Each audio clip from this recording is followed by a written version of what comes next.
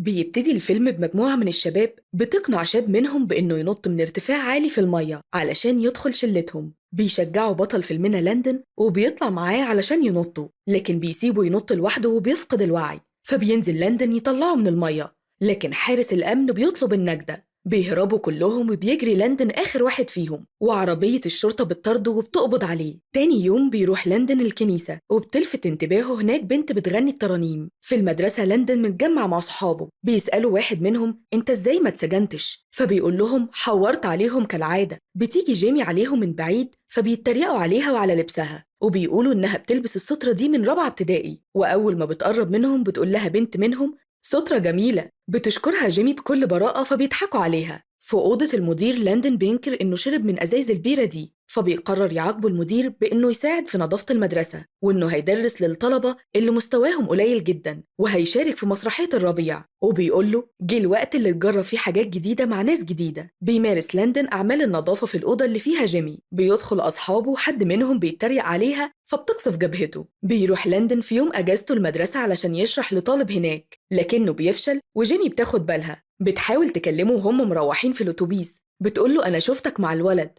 هو التدريس في بدايته صعب، لكن لو شرحت له بطريقة مختلفة هيفهم. فبيتجاهلها، فبتحاول تستفزه علشان يرد عليها. فبتقوله إن الولد اللي وقع في المية راح مركز لإعادة التأهيل لأنه أصبح عاجز. جربت تزوره قبل كده؟ فبيرد عليها محدش أجبره ينط. فبتقوله الضغط من اللي حواليه السبب. بيرد عليها بعصبية جدا وانتي عرفتي منين؟ مكشوف عنك الحجاب؟ فردت عليه وانت تعرفني منين علشان تحكم عليا؟ بيرد عليها لاندن وبيقول لها اعرفك من لما كنا مع بعض في الحضانة. وبيقول لها بتحبي تقعدي لوحدك لانك من المنبوذين في المدرسة، وما عندكيش غير سترة واحدة بتلبسيها على طول، وبتمشي دايما بص على رجلك، ولما بتحبي ترفهي عن نفسك بتدرسي للطلبة اللي مستواهم قليل جدا. يبقى اعرفك ولا لا؟ قالت له لا، ده اللي بيقولوا الناس عني. بيرد عليها وبيقول لها وانتي ما يفرقش معاكي كلام الناس. بتقول له لأ وبتمشي وتسيبه. في حصة الدراما بتوزع المدرسة الأدوار وبتدي لاندن الدور الرئيسي. بيحاول يتهرب منه لكن بياخده في الآخر. بيقروا نص المسرحية لكنه بيأديه بشكل سيء جدا. فالمدرسة بتسأله هو أنت بتتعمد تبقى سيء؟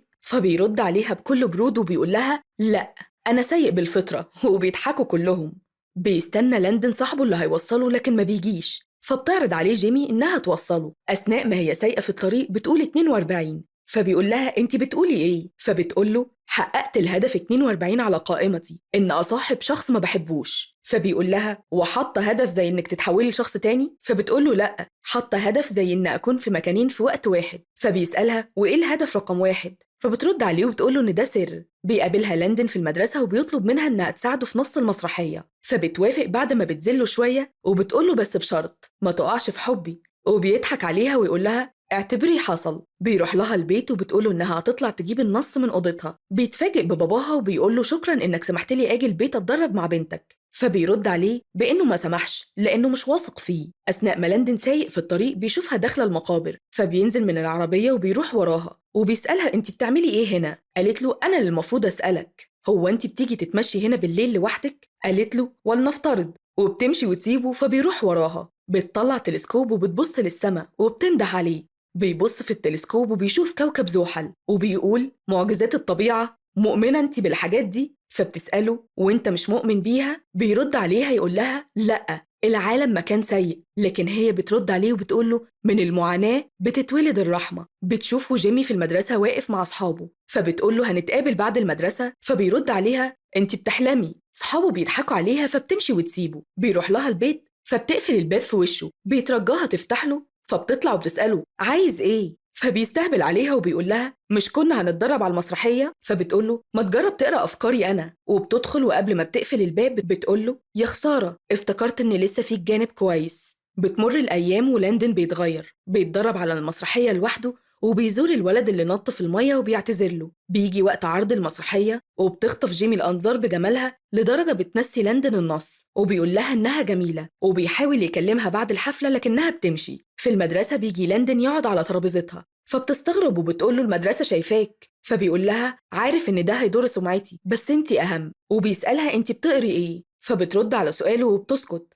فبيقول لها أنا بحاول أصالحك هنا، وحشني الوقت اللي كنا بنقضيه مع بعض. بترد عليه جيمي وبتقوله اشتغل واحدة غيري. قال لها أنا مشاعري حقيقية. قالت له اثبت لي، وبتمشي وبتسيبه. بيروح وراها فبتقوله انت ما تعرفش معنى الصداقة علشان نبقى أصدقاء. فبيقول لها بس أنا عايز نبقى أكتر من أصدقاء. فبتقوله انت مش عارف انت عايز ايه. بيرد لاندن وبيقول لها انت خايفة اننا نبقى مع بعض برغم انك انت كمان عايزة ده. بيروح لها البيت وبيقدم لها هدية وبيمشي.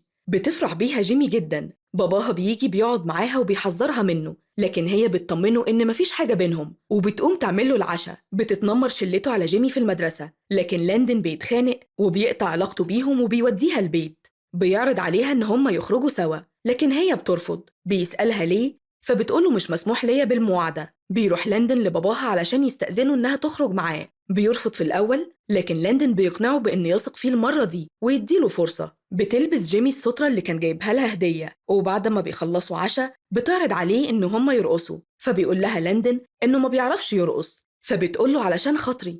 فبيقوم يرقص معاها. بياخدها لاندن لحدود الولاية وبيوقفها على الطريق وبيخليها تحط رجليها جوه الخط والرجل التانية بره، وبيقول لها كده انت بقيتي في مكانين في وقت واحد، داخل وخارج الولاية. بتفرح جدا لأنه حقق لها هدف من أهدافها. وهما بيتمشوا بيتكلموا عن الإيمان، فبيسألها عن شعور الإيمان. فبتقوله إنه مزيج من مشاعر الجمال والتعجب والبهجة والحب، زي الريح ما تقدرش تشوفه لكن بتحس بيه. بيعترف لها بحبه، فبيكون ردها عليه بإنها حذرته من الوقوع في حبها. وفي مرة بعد ما لاندن بيوصل جيمي البيت باباها بيشوفهم، فبيقول لها شايفك زودتيها معاه. قالت له ده لأني بحبه. قال لها انتي لسه صغيرة ما تفهميش يعني ايه حب. قالت له أنا متأكدة من مشاعري. بيقول لها باباها يبقى لازم تصرحيه بالحقيقة. بيقضوا سهرة تحت النجوم وبيطلب منها لاندن إنها تبحث بالتلسكوب على نجم معين. فبتسأله إشمعنى النجم ده؟ بيقول لها لأني سميته على اسمك. وبيطلع لها ورقة رسمية من المكتب الدولي تسجيل النجوم. بتفرح قوي وبتقوله إن هي بتحبه. بيسألها عن الهدف رقم 1 في قائمة أحلامها، فبتقوله أتجوز في الكنيسة اللي اتجوزت فيها ماما وبابا.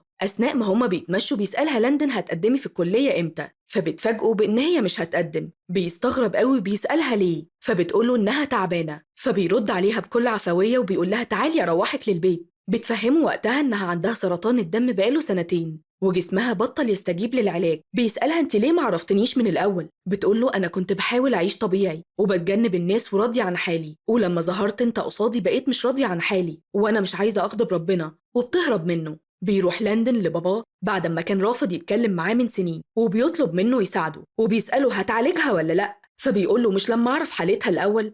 فبيمشي لاندن. بيعيش لاندن حالة من الحزن والغضب، وبيروح لبيتها كل يوم يسيب لها ورد وبيمشي، وبيقول لباباها إنه هيفضل على الحال ده لحد ما يشوفها. بتروح له جيمي وبتتأسف له وبتشكره على الأوقات الحلوة اللي قضيتها معاه. فبيسألها انتي خايفة؟ فبترد عليه وبتقول له أنا مرعوبة من إني أخسرك. فبيرد عليها ويقول لها أنا مستحيل أسيبك. بيتعلم لاندن الرقص مع مامته علشان يرقص مع جيمي. بتتنقل جيمي للمستشفى وبيفضل لاندن معاها ما بيسيبهاش أبدا. بتديله جيمي مذكرات مامتها بيقرا لها أجزاء منها عن الحب والصداقة والإيمان. بتقوله أنا اكتشفت إن خطط ربنا أحسن من خططي، ربنا أرسلك رحمة ليا، أنت ملاكي. بتخرج جيمي من المستشفى فبيستغرب لاندن، فبيقوله بابا قرر يتكفل بعلاج جيمي من البيت. بيروح لاندن لباباه وهو بيعيط، بيشكره وبيتأسف له على اللي عمله معاه. بيبني لاندن التلسكوب اللي كانت جيمي نفسها تبنيه وبيساعده باباها، وبيطلعه لبلكونتها وبيخليها تشوف المذنب اللي كانت مستنياه. بيقول لها لاندن مش انتي بتحبيني وممكن تعملي أي حاجة علشاني؟ قالت له أكيد. فبيقول لها تقبلي تتجوزيني؟ حقق لها حلمها واتجوزه وعاش معاها أجمل صيف بحب كبير. وبعدها ماتت. بعد 4 سنين من وفاتها بيروح لاندن علشان يدي لباباها المذكرة، وبيقول له أنا آسف معرفتش أخليها تشهد معجزة زي ما كانت بتتمنى. فبيرد عليها باباها وبيقول له أنت كنت معجزتها يا لاندن. بينتهي الفيلم ولاندن بيقول جيمي أنقذت حياتي وعلمتني إزاي أعيش، هفتقدها دايما وحبنا هيفضل زي الريح ما تقدرش تشوفه